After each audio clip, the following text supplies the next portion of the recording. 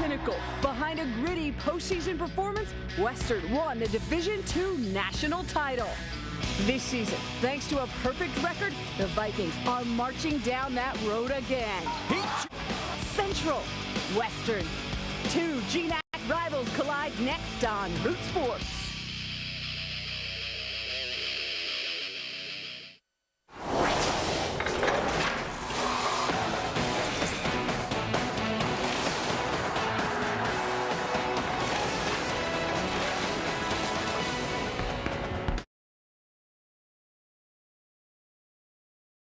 He is not in the game for Central.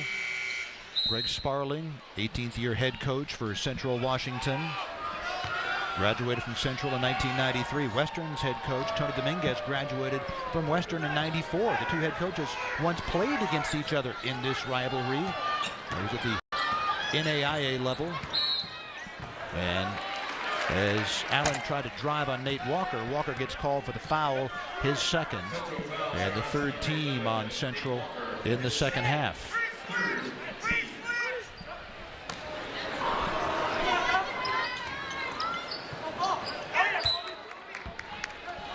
Nate Walker from Tacoma Community College. Matter of fact, 7 of the 10 players on Central's roster played at Tacoma Community College. They have a great contact there. Carl Howell is a former Wildcat. He's the head coach of that great team at Tacoma. Nice move by Cam Severson for the reverse layup. Taking up right where he left off the first half. Had a great first half, and guy brings energy and showed a real versatility in his offensive game. Jordan Kobe had his pocket pick, took it to where he shouldn't. Bragg ahead to Cam Severson. One-on-one with McGee. Can't spin it home. Great move, just couldn't quite finish it. A little more spin off that glass, might have had it. Easy for me to say sitting here.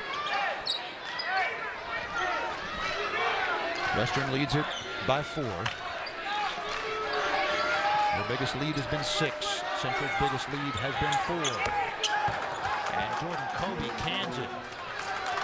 His first bucket. He's been quiet, but he's a great shooter, and they like to bring him off the bench for offense. Averages 11 points a game. Rico Wilkins at the other end puts it in.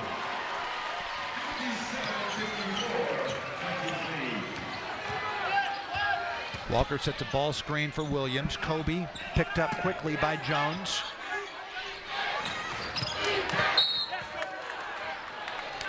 And a foul called against Western. Cam Severson's third.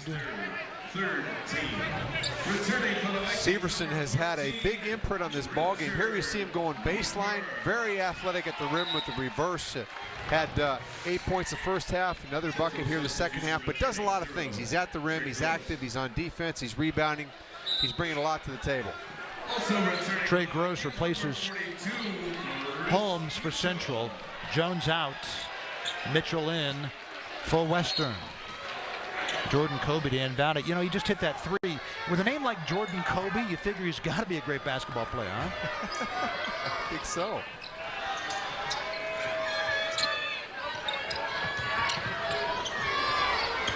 Here is the aforementioned Jordan Kobe hanging in the air and putting it in.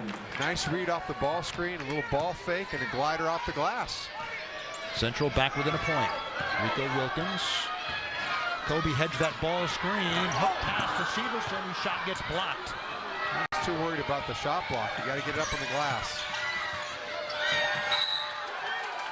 Cam Severson called for the foul. Could have been him or Dom Williams. That's 4 on Severson. And Paul Jones will come back in.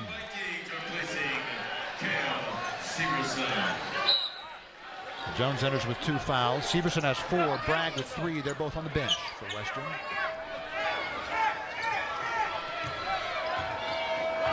Don Williams calls the play. A lot of motion offense run by Central. Greg Sparling says, we just let basketball players be basketball players. Williams 3 wouldn't fall. Rebound John Allen. Hooks the pass ahead and intended to go to Paul Jones. Picked off by Williams. Kobe for 3. Mitchell the rebound. Has it poked away and he gets fouled. 4th foul on Central in the second half.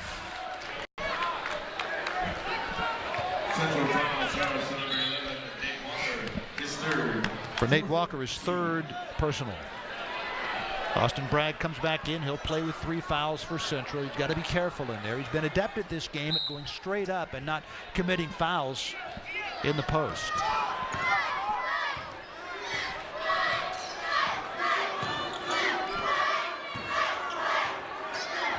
You figure, Bill, they got to start utilizing Rico Wilkins' speed.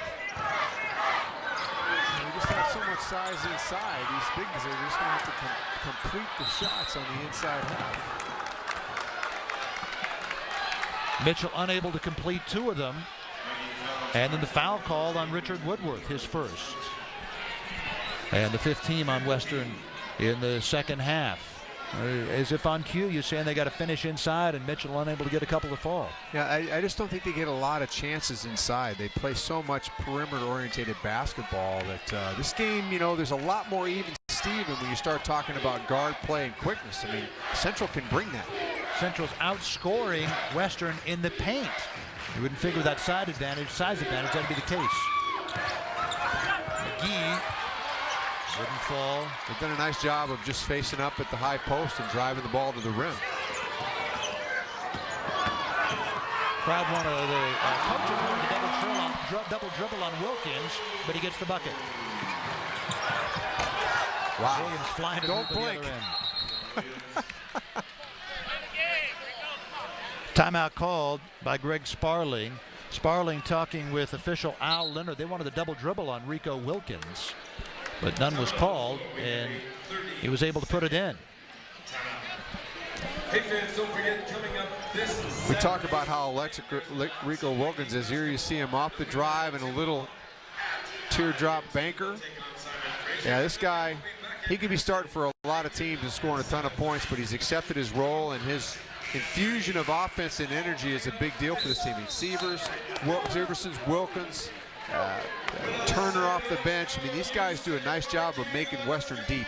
When you talk about them accepting their roles, it's amazing that a guy like Rico Wilkins, who could be starting for some D1 schools, is a reserve here because of the comfort they had with their backcourt in the national championship run last year. For him to accept that role is really something. That's a big deal. It speaks volumes about Tony Dominguez and his way of building this ball club, going back to Brad Jackson, and then just the general feeling about having a bigger goal, and that's to win a national championship. Here is Wilkins.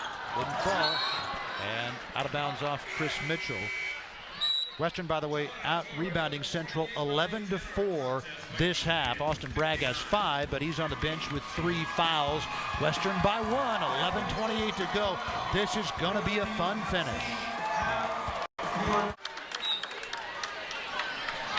Rico returns for the Vikings, replacing Richard Woodworth. Well, we love seeing all the places you guys are watching the game from. And this is a fantastic atmosphere here, not just for Division II, but for any level. Sellout crowd of 2,320 at Carver Gymnasium. Central leading the home team by 5. Allen's teardrop this time won't fall. Rebound Walker. He just has really had trouble getting on track in this ball game.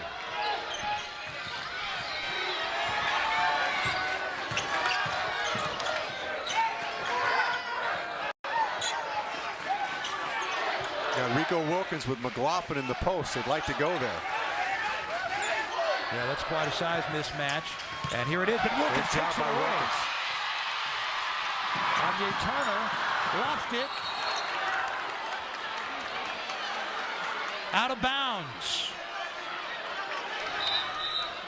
He's really got the basketball in a place he's not real comfortable to have it right there. You're better off just picking it up, making a good jump stop. Little things you learn. But nobody on either of these teams is used to stopping if they have the ball in the open court. Well, of course not.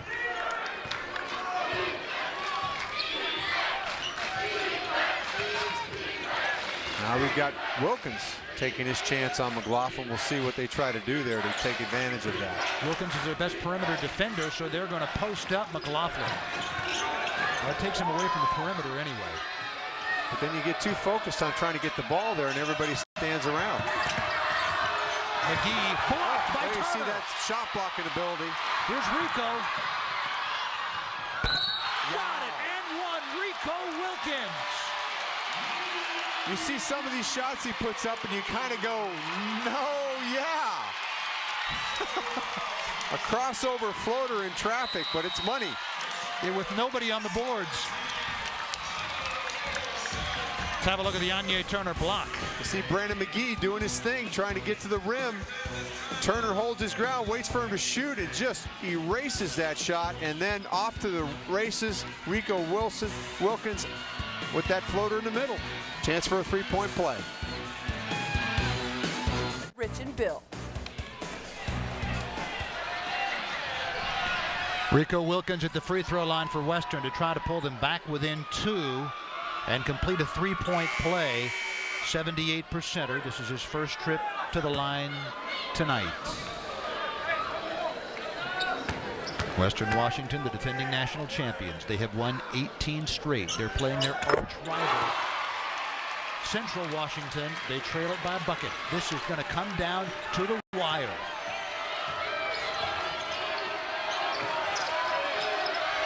Kobe defended by Cam Severson. Severson playing with 4 fouls. Out of bounds off of Derek Davis. Great defense by Chris Mitchell. Kind of a sloppy pass right there by McLaughlin, and Western's got a chance to get this thing back to even. Might be McLaughlin's third turnover if it's on him. He didn't do a lot wrong. Mitchell left open for 3. He takes it. Severson pokes it to John Allen. Richard Woodworth back outside to Rico Wilkins. Lob inside to Mitchell, who got it. Jump past her. Turner, who gets fouled. Anya Turner to the free throw line. Kind of a long pass into the post, but that's what they need to do. A little bit more patience, see the floor, Rich, take advantage of the size, and that was a great post-to-post pass by Mitchell to find Turner at the rim. 4 fouls on Derek Davis.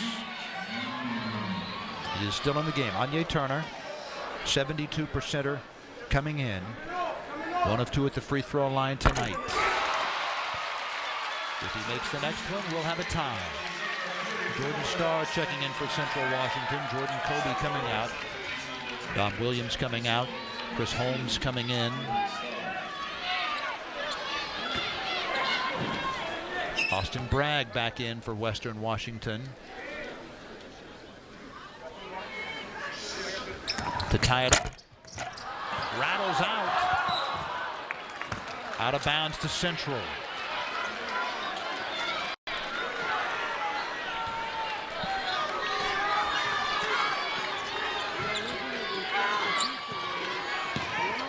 It's been more than 4 minutes now for Central. Almost 4 minutes, pardon me, since Central last had a field goal. McLaughlin to break that string, rattles it home. They just need to get back to running their stuff. They got too focused on mismatches, trying to get McLaughlin in the post or Holmes in the post, and a great pull-up by McLaughlin to break the dry spell. Turner inside to Austin Bragg. Jump hook over Davis. Tip back up and in by Cam Severson. Where did he come from? Boy, Mr. Energy, what a great tip-in. Davis gets it. Central still leads by 3.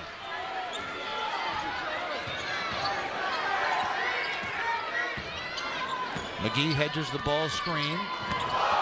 John Allen broke the ankles of McGee, and the shot rejected. Cam Severson's shot blocked, but foul.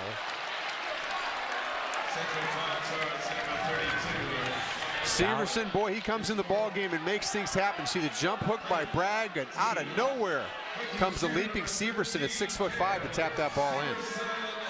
The foul on Mark McLaughlin was his 4th. The best player for Central, no doubt. So you got Davis with 4 and now McLaughlin with 4.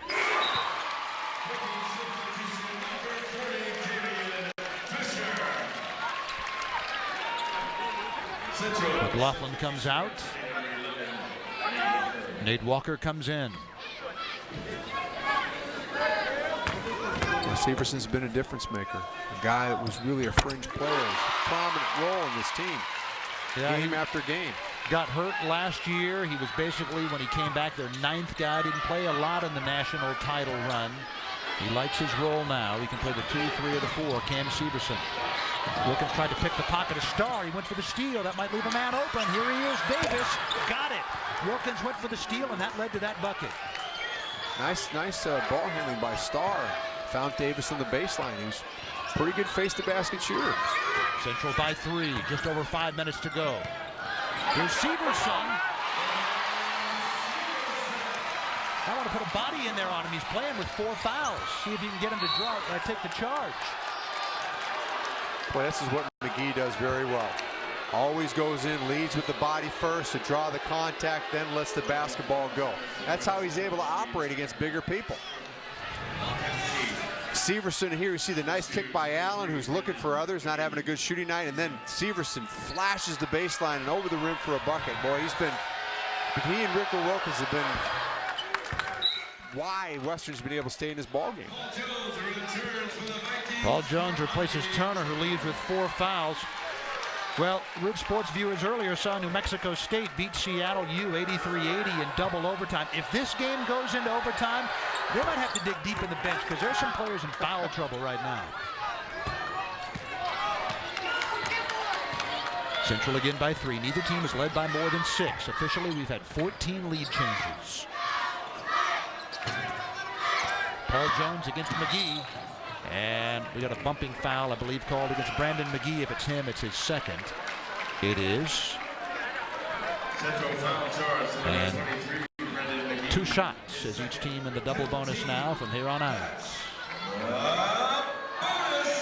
Paul Jones, a 78%er coming in.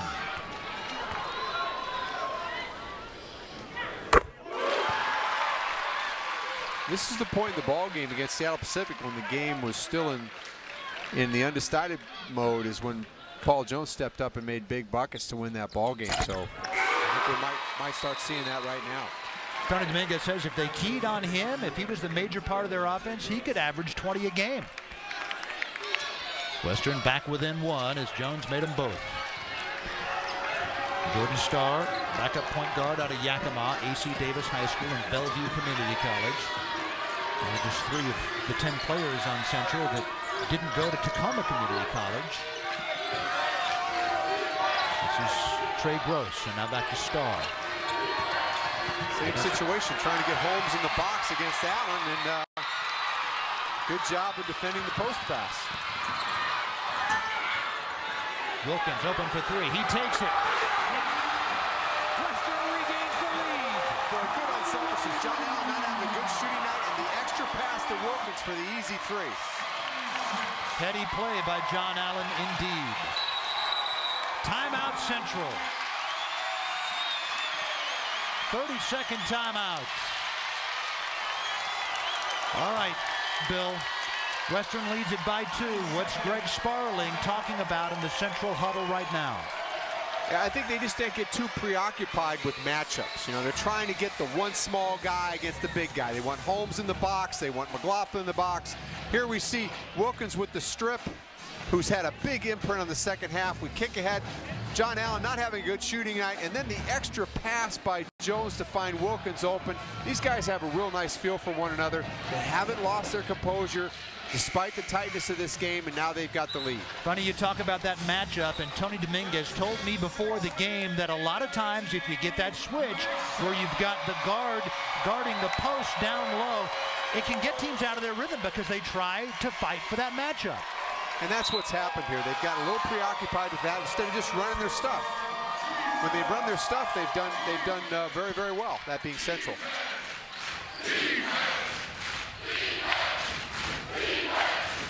Western has their first lead in the last 7 minutes since they led 59-58. Foul called against Western. It's against John. With 8 seconds left now, what does Western do, trailing it by 1? Well, they're going to try to get the ball in the hands of a John Allen or a Rico Wilkins, and they're just going to attack. They're going to try to hit the seam, try to force the ball to the rim, either go to the basket and score or kick and get an easy jump shot. That's what they're going to try to do. You know that Central doesn't want to foul right here. They want to send him the line to give him a chance to get back in the ball game. Central has used their last timeout. Meanwhile, Western has one left. Central leads it by 1. Central came in 2-2 in the GNAC, 8-4 overall, and a decided underdog in this game. But you can throw records out the window when these two teams meet. Yeah, Western's the defending national champion. Yes, they're deep. Yes, they've got more size. And yes, they've won 18 straight. Central doesn't care about that. No, they've been coming out just knowing they're the underdog and taking it right at them. As I said, you're going to see some token pressure right here. They don't want them to just be able to advance the ball easily. Let's watch what happens. He's going to push.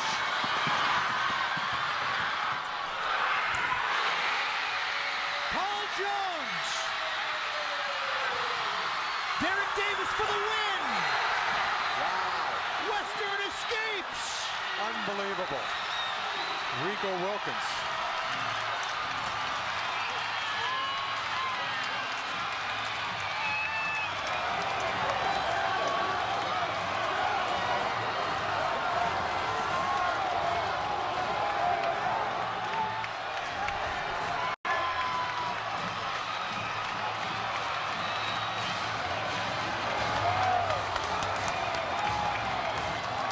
That's what this is all about.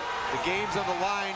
Looks like you might lose this ball game. We see token pressure. You get the ball to Rico Wilkins. He's one of the fastest end-to-end guys in Division II basketball. He's able to turn the corner right there, get inside the defense, and Paul Jones, who's money at the end of ball games, lays it in, and boy, the crowd goes nuts.